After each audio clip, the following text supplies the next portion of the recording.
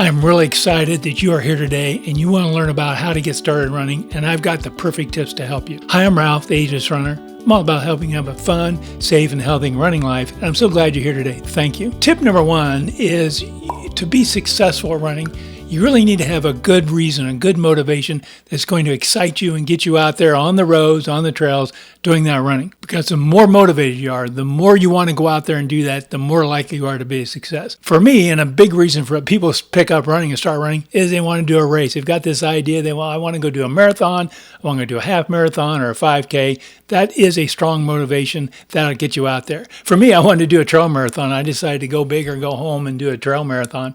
And so find out your motivation. Doesn't have to be a race, could be health, could be fitness. Maybe you just want to be outside more often. But make sure you have that and understand that, so that'll keep you going. Now, tip number two is maybe you might need to change your mindset. By that, I mean, what's kept you from running before now? A lot of reason people don't run, they get scared of trying to run, is they think it's too hard. And I've heard people say, well, I can't just run nonstop. I get too tired. I need to take a walk break. And that's nonsense. All runners take walk breaks. In fact, when I started running, I had that same mindset. I had this work colleague named Tanya in Costa Rica, and Tanya was a big athlete. She did marathons, she did triathlons, she did Ironmans. I remember emailing her once, said, Tanya, I run, but I get tired. After a while, I have to stop, take a walk break. She wrote back and said, well, Ralph, everybody takes walk breaks. I take walk breaks. And that is true. Unless you're an elite competitive runner, take a walk break. In fact, in a couple of tips from now, we're going to talk about doing run, walk, run, which is a systematic way of taking walk breaks. So do not be afraid of running. You're not less a runner because you take walk breaks. It's very important. Change your mindset on that. Now, tip number three is to walk before you run. By that, I mean, if you're a couch potato, and I don't mean that in a derogatory sense, but if you're not active already, if you've not been walking or doing any kind of exercising, start with walking. Get to the point where you can walk 30 minutes. And I'm talking about a pace, not a stroll, not a fast pace. I like to use the example that you're at the airport, you need to get to your next gate. Now, you've got time to get your next gate. You're not in a big hurry, but you kind of have a purpose in mind. You have an objective in mind of getting to your next gate. That's kind of a pace you want to be able to walk at. And when you can do that for 30 minutes, then you're ready to begin run, walk, run, which is the next tip. Now, maybe you've heard of run, walk, run, maybe you haven't, but it was started by a gentleman named Jeff Galloway. And Jeff ran in the 1972 Olympics. He ran the 10K, I believe. And years later, he started this run, walk, run method to make it easier for people to go out and do running. And I'm going to post some links down below in the description where you can read about the history of how he got started doing this. You can learn more about run, walk, run as a methodology. But let me suffice it to say this, taking regular, frequent walk breaks. For example, you might run 15 seconds and walk 15 seconds. You might run 30 seconds and walk 15 seconds. Or you might do what I do. I run 2 minutes and walk 30 seconds. But taking those regular walk breaks are wonderful, and they do a lot of great things for your body. What they do is give your muscles a brief recovery. So every couple of minutes or every 30 seconds, you're taking a rest break. It allows your muscles to rest and allows your body to clear a little bit of lactic acid. Lactic acid builds up in your muscles. It comes from the energy conversion process of burning carbohydrates and turning them into energy for your muscles. If you ever run real hard, maybe you sprint and your muscles get that burning feeling, that's lactic acid. So by taking a walk break, we clear a little bit of that. Give our muscles some rest time.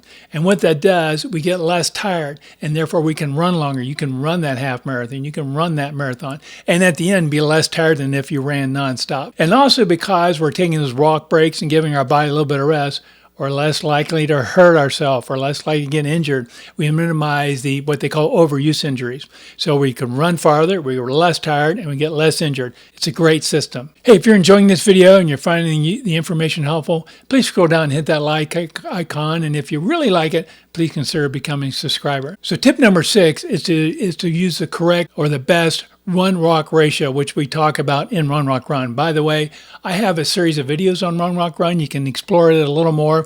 I'll link to that at the end of this video so you can delve into it a little more deeper. I'm just trying to give you a higher level here so you can go out tomorrow and start it if you're ready to start running. And we talk about run-walk ratio, which is the ratio of run time to walk time. So for example, if you ran 30 seconds and walked 30 seconds, that's a 1-to-1 ratio. If you ran 30 seconds and walked 15, that's a 2-to-1 ratio. If you ran 15 seconds and walk 30 seconds, that's a 1-to-2 ratio. So if your ratio is 2-to-1, you're running twice as long as you walk. If your ratio is 1-to-2, you're walking twice as long as you run. Now, Jeff Galloway on his site has something he calls the magic mile, where you go out and you run a mile, and based on the results you get, he makes some recommendations on run times and walk times and ratios and things like that. I'm going to go into the assumption that you can't run a mile yet. You're not there, but you want to go out and do run, walk, run. And with that in mind, I would recommend you start off with a run-walk ratio of 1-to-2. In other words, walk twice as long as you run. So you may want to start out, run 15 seconds, walk 30. Or if you're a little better fit, you run 30 seconds and walk a minute.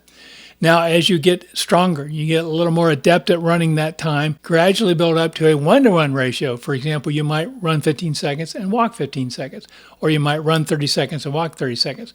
But keep that ratio between 1-to-2 and 1-to-1, and that way you can get started running. Now, tip number 7 is to focus your initial running efforts on consistency. By that I mean run 2 to 3 times a week, using, again, the run, walk, run methodology.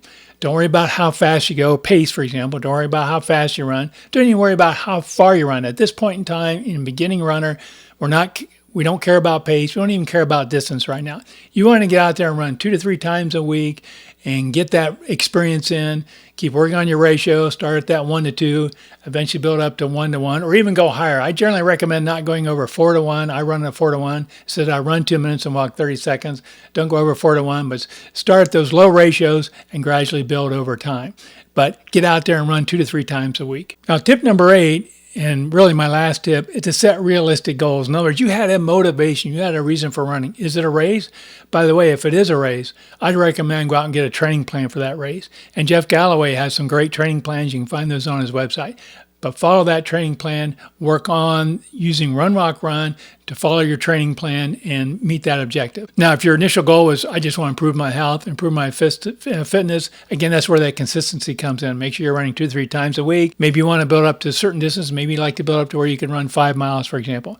Well, just keep increasing your distance, increasing your time when you're running until you achieve that goal. But have a realistic goal. Don't overdo it. And if you're doing a race, get a training plan. So thank you so much for watching. I appreciate you taking time out of your day to watch this video and be here.